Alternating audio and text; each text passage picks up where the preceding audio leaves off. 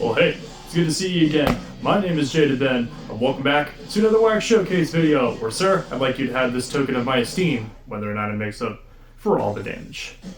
2025 is officially upon us, and this is my very first Wax Showcase video of the year, as well as edition number 10. Can't believe we actually made it that far, but alas, here we are. Thank you guys for joining me today. It means the world, as always. We've got a bunch of awesome things to talk about, but first we're going to start about what's playing in the background just right over there today, and that is going to be West Side Horizons by Despise You. This is their 1999 compilation, re-released on Tank Crimes Records, though I believe it was first released on Pessimizer way back in 1999. I've currently got the tape version. It's got a cool purple shell and a purple tape, limited to 500 copies. This release is honestly just chock full of some of the band's best material. My West Side Horizons, Culpa Mia, all sorts of awesome songs. So you're going to be hearing a bunch of that in the background. It's kind of quick, so maybe we'll do another release in the background as well. But in the meantime, that's what's going to be playing in the background today. I also forgot to mention these guys are out of Oakland, California.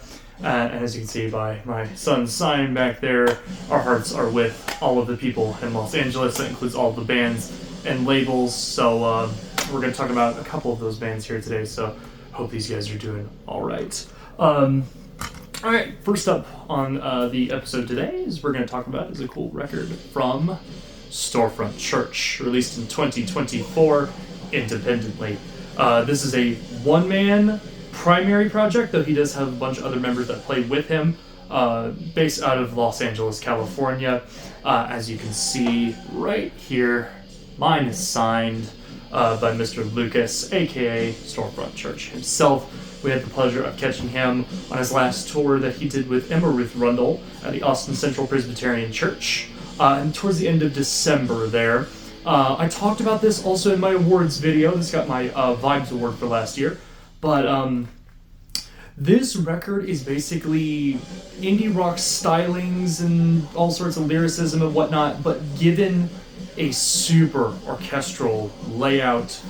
Songs such as The High Room, King of the Lobby, Words in the Rind, The Manhattan Project, Coal, The Orange Grove, and Tapping on the Glass. The best way I can describe it is with the song The Manhattan Project. I've seen a bunch of people kind of compare this to almost the soundtrack score of Oppenheimer, though this was written actually before that. So I do find it interesting. I've actually just been considering this Oppenheimer music, loosely, but whatever. Absolutely had a blast seeing a bunch of these songs live, and I missed him at the merch table. I was going to get a copy there, but by the time we got over there, he was already packed up and ready to go, so I went onto his Bandcamp later that night and requested a signature. He left me a message a couple of days ago saying that he had just finally gotten back to his inventory, shipped this out, he had it signed, he appreciated all the kind words and said he hopes to see me at a show in the future. I don't have any videos per se of the show, so I'm just gonna leave a couple photos up here for you guys to look at, but this performance was just absolutely intense. He basically came up there in a full suit, laptop, keyboards, just him by himself, and by the end of it, with the final song being Coal, he just looked so disheveled and erratic, and oh man, it was insane. It was beautiful, it was haunting, it's disturbing. All of these songs have that effect. He mentions that a lot of these songs are about his experiences with strange individuals. The song Words in the Rind was written about his Uncle Roger, who he never got the chance to meet, but he would visit him in dreams where he would hold out an orange with the rind peeled back and words written on it. And I thought that was haunting. The song The Orange Grove, I believe he talked about, was a person that worked on the Manhattan Project, or knew somebody who worked on the Manhattan Project, and something to do with an orange tree in their yard, from what I remember. Of course, this is all on standard black vinyl, of course. This is a double LP. It's awesome.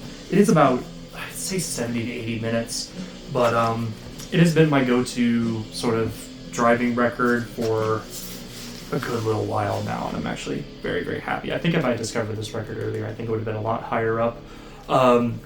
So many cool aspects and textures about this record, so highly recommend checking this out. Storefront Church, based out of Los Angeles, California. Hope he's doing all right as well.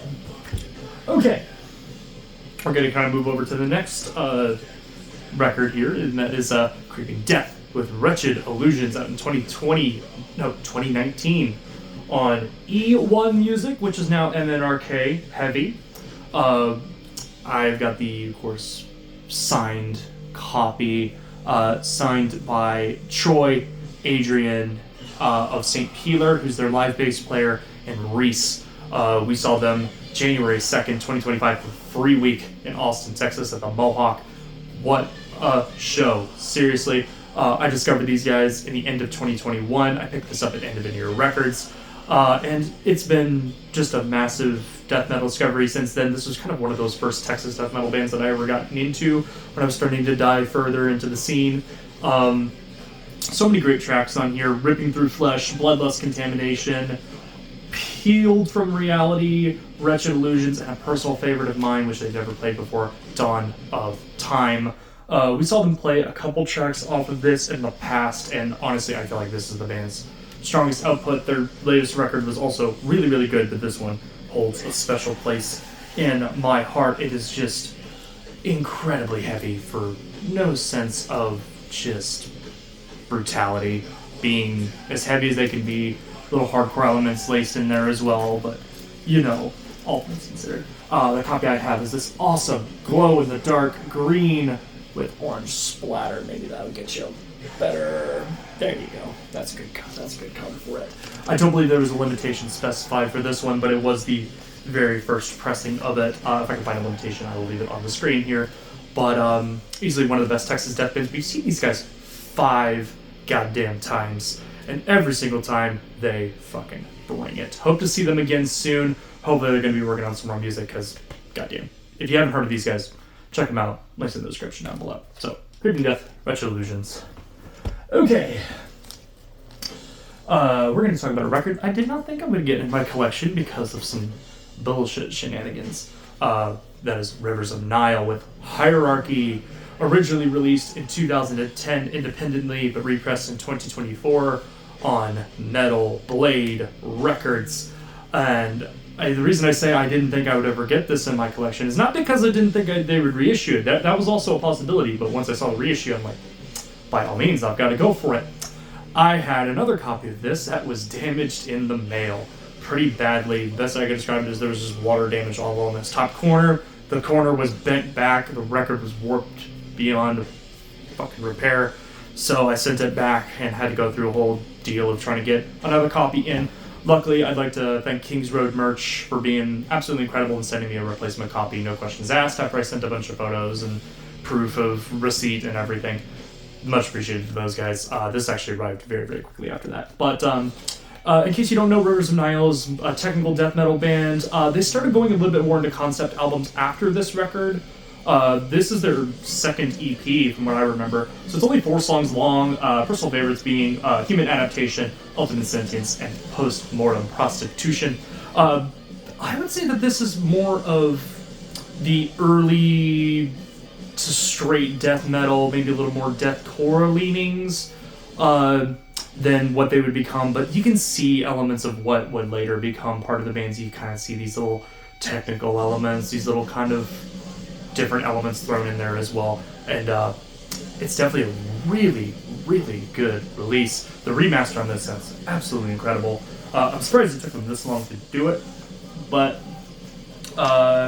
yeah, very happy to have this in my collection finally. I have got the gray version, which was limited to 500 copies. It was a European exclusive, which was why I was kind of bummed about it. There's the etching, if you can see it. I might have to take a picture of it and put it on screen, but I was kind of bummed about it because I paid a good amount of money for it. So when it arrived damaged, I was furious. So I'm very happy to have one in my collection because I was worried it would sell out. But yeah, these guys just announced a tour with Glacial Tomb and Inner Arma, so hopefully we'll be seeing them, and maybe I'll bring this one along with me. Maybe. And they're dropping a new record this year too. So yeah, Rivers of Nile. Go check this out. Go buy a copy of this if you haven't already. It's pretty damn good. Okay. 2 more records left. We are going to go into the prog sphere, ending off this episode today, and we're going to talk about a release from my friends over at Repose Records. That is Papangu with, I'm going to butcher this, Lampao Rie. I don't speak Portuguese, so my apologies. These guys are out of Brazil, and this is just super incredible. The best way I can describe it is this is a metal version of King Crimson and Genesis and Magma. All sorts of those really oddball prog rock bands from the 70s and 80s, but put into a nice metal package. These guys have been the talk of Brazil for a little while. They played Not Best Brazil, and these dudes are white hot. I'm so happy to have a copy of this record here. I'm just going to show you the track listing there because I'm not going to read any of those. I will say, though, track A2, Boitata, there's a subsection after that, is easily probably my favorite, though Ascende a Luz, the opening track, which is split into 3 sections, is also super good. I've got to dive back into these guys' catalog even more so. This was their 2024 album, and I know they've been around for a lot longer. There was no limitation specified for this release, but honestly, if this is my introduction to the band, man, what an introduction, because these dudes are absolutely incredible musicians. I've found the proggy sections to be super groovy, super fun, super easy to latch onto the rhythm. I was listening to this the first time I was driving in my car, and I was tapping on the steering wheel, listening to the rhythms, counting along with it, and it made sense to me. And I can definitely not say that about a lot of prog records, but this one especially had that effect on me. The vinyl copy is just the standard black edition. I went ahead and purchased this during a December sale that Repose had going on. I picked up a couple other records as well, but I knew this one had to pop up as well. They are doing a clear version at a distro in Brazil, and then there's the Clear at Black Smoke Galaxy version that is also on Repose Records. This one was just available as part of a bundle, and I went ahead and grabbed it. So, Papangu, Lampao Rie, again, probably butchered that. Go and check it out. It's so good. And finally, we're going to talk about one final record, and we did the video a couple of months ago where we talked about records that I was looking for in my collection, and I said this particular record was one that I had been searching for a very long time. If you watched my last video on the metal tag, you might have actually seen this record already, or if you follow me on Instagram, you would have seen this already as well. So make sure to watch the videos all the way through, because you never know what's going to happen, or follow me on Instagram, you never know what I'm going to post there too. But I'm only talking about one record, and that is going to be Ghost Reveries by Opeth, released in 2005 on Roadrunner Records. The bane of repressing Roadrunner Records certainly made this a difficult find, but alas, here it is in my collection. I have the 2018 reissue from Music on Vinyl. Mine is numbered 406. Where is it? Right there. 406 out of 3,000. This was my sort of Christmas gift to myself. I had a very long and arduous December, so I set aside some money and I said, this will be my Christmas gift. And alas, here it is, the clear with black smoke variant. Honestly, holding this record in my hands doesn't even feel real. That's how surprised I am that I have this in my collection. The gentleman that I got this from on Discogs listed it for a very reasonable price. I would say maybe just slightly above what the average was, I believe, which was about $80, but honestly, with the condition he left it in, seriously, I wasn't going to pass on that. I think this was near mint minus condition across the board. Basically, I'm just going to tout this whole record top to bottom. The whole thing, front to back, shuffle, doesn't matter how you listen to it, it's fucking perfect. This album for me is a 10 out of 10, and I don't think Opeth is ever going to top this. I hate to say it as much as I'm an Opeth fan, I don't think it's going to happen. This record is fucking perfect. Michael Akerfeld's vocals are incredible, the vibes on this are insane, the concept behind it as well being tales of Satan and all sorts of other characters. This stuff is incredible. Though, if I'm going to go out of my way to recommend a track that I feel like not a lot of people talk about, I'm going to talk about Hours of Wealth being a personal favorite of mine. It's this super proggy, jazzy, the lead work is incredible, the keyboard work is incredible, Michael's vocal performance is beautiful. So, we're going to end that today with Opeth's Ghost Reveries. Such an incredible album. Finally in my collection. So, that is going to wrap it up for today's episode.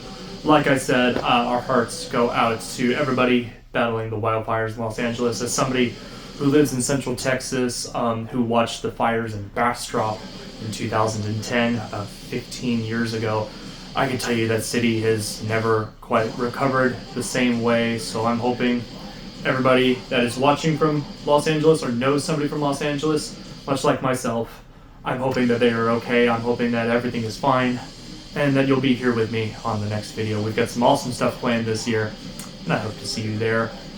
Appreciate you guys being here. And as always, stay safe, stay metal, and I will see you in the next video.